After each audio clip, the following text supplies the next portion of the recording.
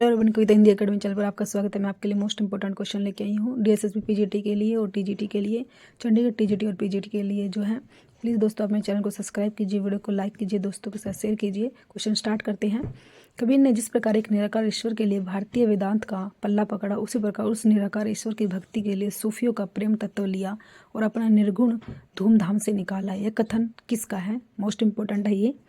आचार्य हज़ार प्रसाद द्विवेदी, नामवर सिंह, पुरुषोत्तम दास अग्रवाल, आचार्य रामचंद्र शुक्ल। तो question number 1 जो है, जो ये लाइन है बहुत मोस्ट इंपॉर्टेंट है ये आपके लिए। तो ये क्वेश्चन नंबर 1 का डी आंसर होगा, आचार्य रामचंद्र शुक्ल ने कहा है। क्वेश्चन नंबर 2, प्रवासी के गीत के रचनाकार हैं? तो नरेंद्र शर्मा, हरिवंश राय बच्चन, भगवती चरण वर्मा, हरिकृष्ण प्रेमी। क्वेश्चन नंबर 2 जो है, प्रवासी के गीत के रचनाकार कौन है? तो क्वेश्चन नंबर 2 का जो है नरेंद्र शर्मा है, हरिवंश राय बच्चन है, तो नरेंद्र शर्मा ए आंसर होगा।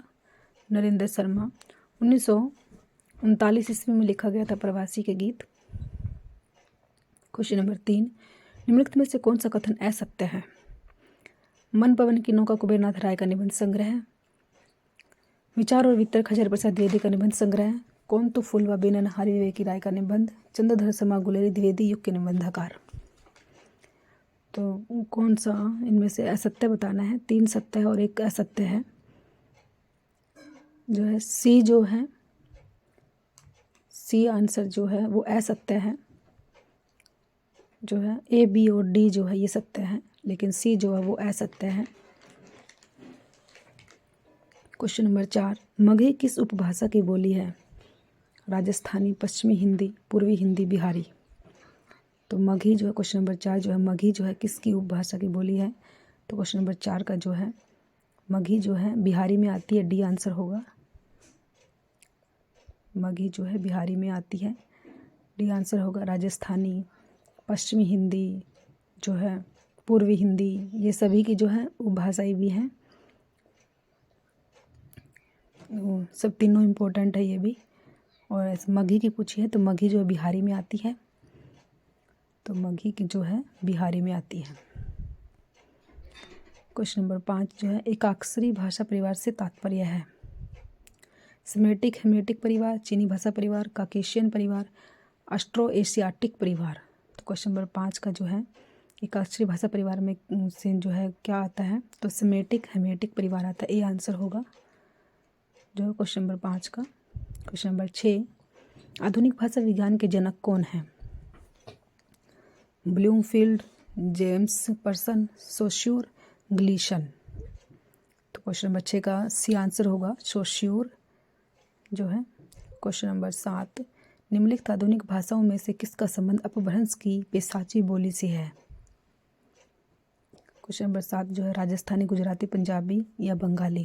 तो क्वेश्चन नंबर 7 का जो है सी होगा, जो है पंजाबी, पंजाबी होएगा। क्वेश्चन नंबर 8, गयल, भयल आदि किस बोली की किस तरह की क्रियाएं हैं? भोजपुरी, भूतकालिक, अवधि वर्तमानकालिक, ब्रजभाषा भूतकालिक, बुंदेली भविष्यकालिक। क्वेश्चन नंबर 8 जो है, तो ये ए आंसर होगा, भोजपुरी भूतकालिक। गयल भयल जो है ए आंसर, भोजपुरी जो है भूतकालिक है। क्वेश्चन नंबर 9, कौन सी भाषा देवनागरी लिपि में लिखी जाती है? बांग्ला, पंजाबी, मराठी, गुजराती। तो क्वेश्चन नंबर 9 का जो है देवनागरी लिपि में लिखी जाती है, मराठी लिखी जाती है, सी होगा मराठी। क्वेश्चन नंबर 9 का सी होगा मराठी। देवनागरी लिपि में जो है मराठी लिखी जाती है। Question number 9। क्वेश्चन नंबर 10, निम्नलिखित में से सत्य कथन चुनिए। असत्य आएगा यहाँ पे ये। रीवा, सतना, शहडोल, बघेली का क्षेत्र है। वर्धा की राष्ट्रभाषा सुधार समिति की ओर से देवनागरी में जो सुधार हुआ वह स्वर खड़ी के नाम से जाना जाता है। खड़ी बोली का एक अन्य नाम कोरवी भी है। डी, राजस्थानी उपभाषा का विकास पेशाच्य अपभ्रंश से हुआ। क्वेश्चन नंबर 10 जो है असत्य बताना है हमें। तो क्वेश्चन नंबर 10 का जो है असत्य जो है डी है, राजस्थानी उपभाषा का विकास पेशाच्य अपभ्रंश से हुआ, यही गलत है, यही जो है असत्य है इसमें। क्वेश्चन नंबर 10 का जो है डी होगा। 3 जो है सत्य है, ए, बी और सी। क्वेश्चन नंबर 11, कै व्यंजन के विषय में निम्न में से कौन सा विकल्प सही है?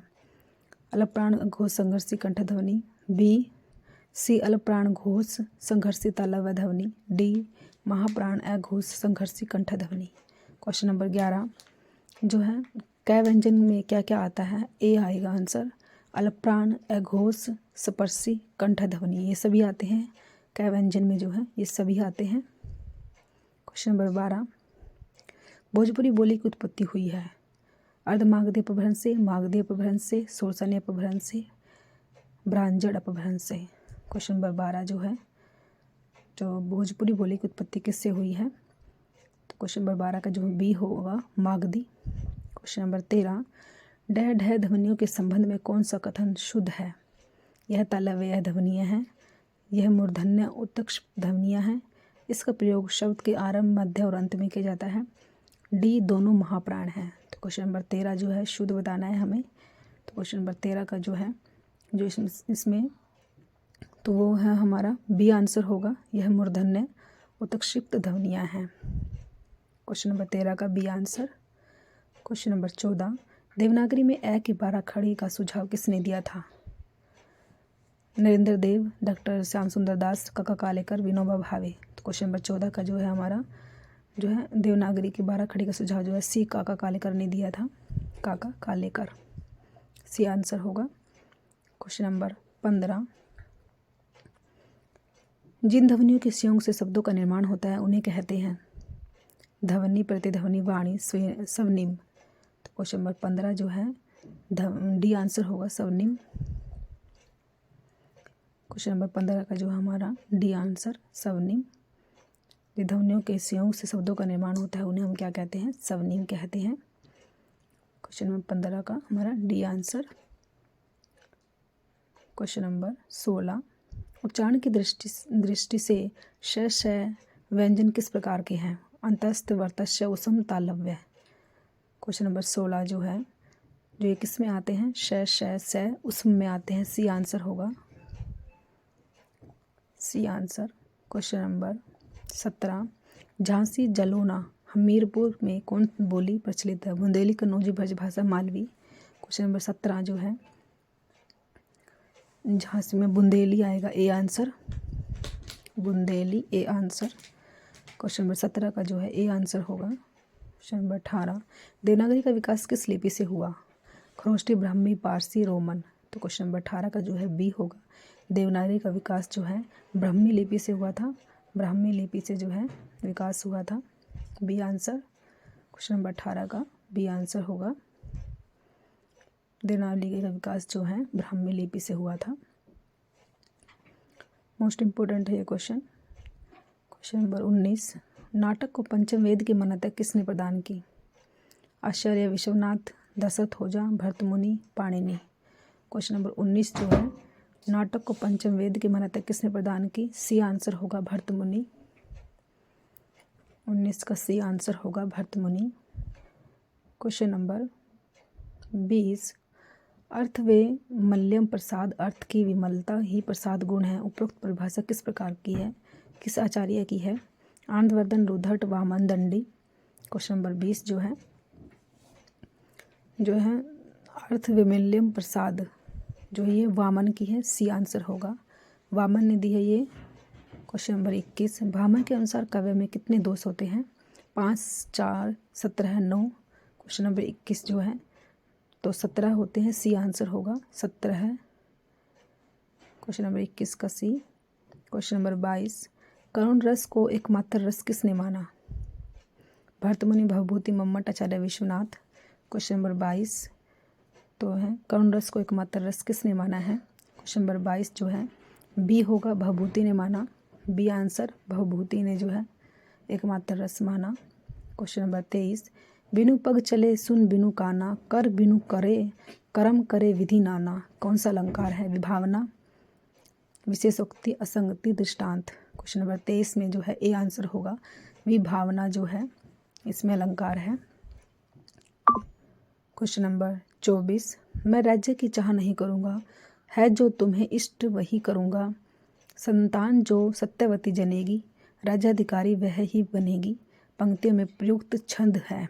छंद पूछा है हमसे ये। इंद्र वज्र, उपेंद्र वज्र, संत लिखा, हरि गीतिका।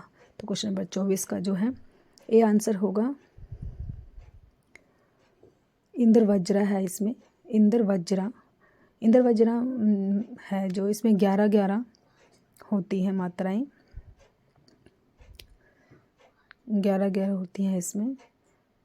तो क्वेश्चन नंबर 24 का ए आंसर। क्वेश्चन नंबर 25, कह संसार के प्रति सब की भाव प्रधान मानसिक प्रतिक्रियाओं की कल्पना के ढांचे में ढली हुई श्रेय की प्रेम रूपा प्रभाव उत्पादक अभिव्यक्ति है। कवि की परिभाषा देने वाले विद्वान हैं बाबू श्याम सुंदर दास, बाबू गुलाब राय, आचार्य रामचंद्र शुक्ल, जयशंकर प्रसाद। क्वेश्चन नंबर 25 जो है परिभाषा जो है किसने दी है, मोस्ट इंपॉर्टेंट है। तो ये परिभाषा किसने दी है हमें ये बताना है हमको। तो क्वेश्चन नंबर 25 का जो हमारा बी आंसर होगा बाबू गुलाब राय। बी आंसर बाबू गुलाब राय ने दी है ये भाषा।